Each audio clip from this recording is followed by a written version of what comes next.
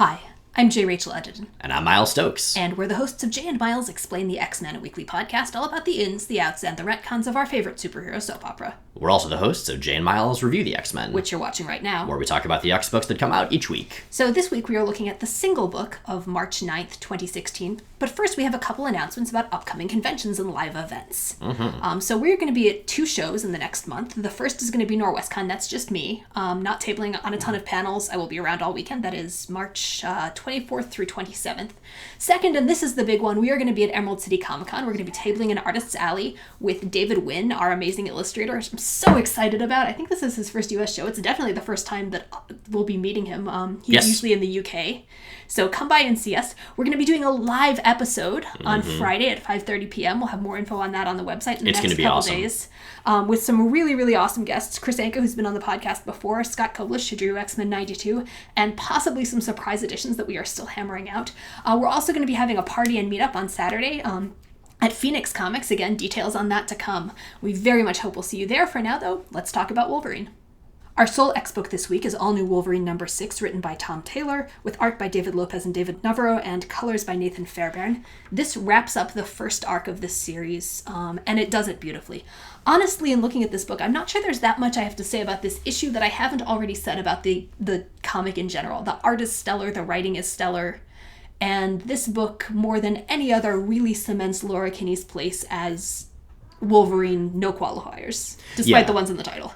I do enjoy that she even already has a reputation among the antagonists. Like, wait, you thought Wolverine was going to let you go and you were going to escape her and one of the founding Avengers? Because there's the thing with Wasp. It's really great. Yeah. Speaking of that, one of the things that I actually really appreciated in this, I've talked about how one of the things I like most about the art and writing in this is that it does a very good job of establishing Laura as visually and stylistically distinct from Logan, even though there are a lot of common threads. In this issue, in this part of the story in particular, we see a few more echoes, I think, of Logan's influence on her as a character in ways that play very well and don't undercut that development I talked about earlier.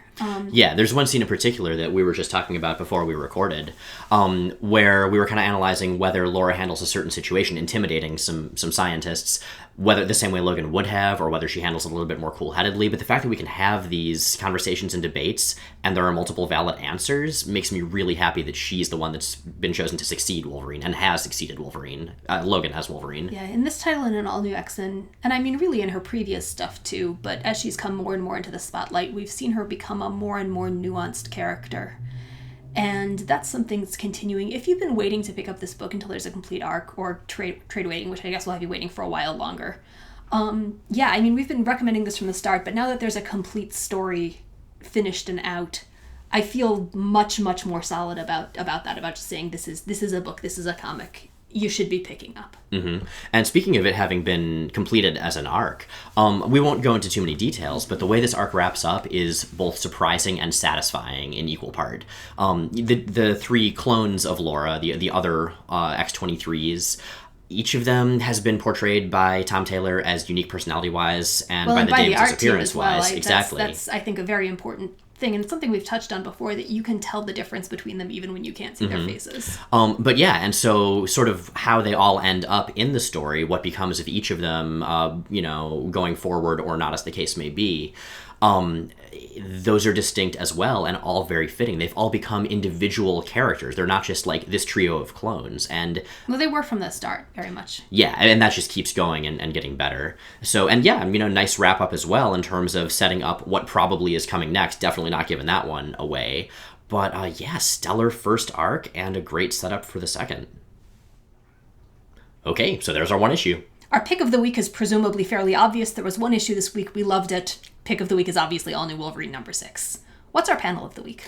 Our panel of the week from All-New Wolverine number 6. You don't say. Is this one of Gabby right here, the youngest Laura clone. And what I enjoy about Gabby is that she can be very innocent and almost naive at times, but then every so often the killer comes through, and what's more, the anger and the pain that anger stems from come through. And this is such a beautiful, perfect, terrifying portrayal of that. And, well done, Davids, whichever of you was more responsible for that panel. Well, and Nathan. And Nathan, yes, Davids and Nathan. That's it for this week. Thanks for watching. If you like what you've seen here, check out our podcast, Jay and Miles Explain the X-Men. New episodes go up every Sunday at explainthexmen.com, also on iTunes and Stitcher, and Oh man, this week is a big one. This week is episode 100.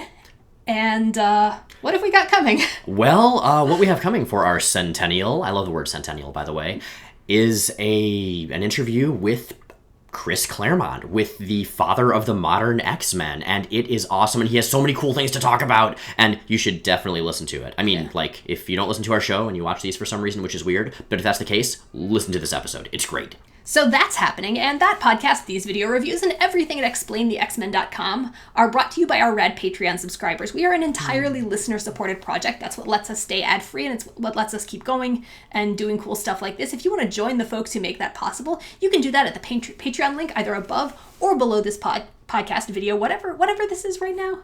It's been kind of a long day, depending on where you're watching it. And we'll see you at NorwestCon in Emerald City. Meanwhile, thanks for watching. Oh man, I am so excited about the interview going up. Like, Chris is the big sort of promotional thing, but there's that one really big thing. I mean, there's more than one really big thing, but there's the one really, really big thing. I know what you're talking about. And you're going to have to listen because it's big. I want to talk about it, but we shouldn't talk about it. So Sunday. We can talk about it on Sunday.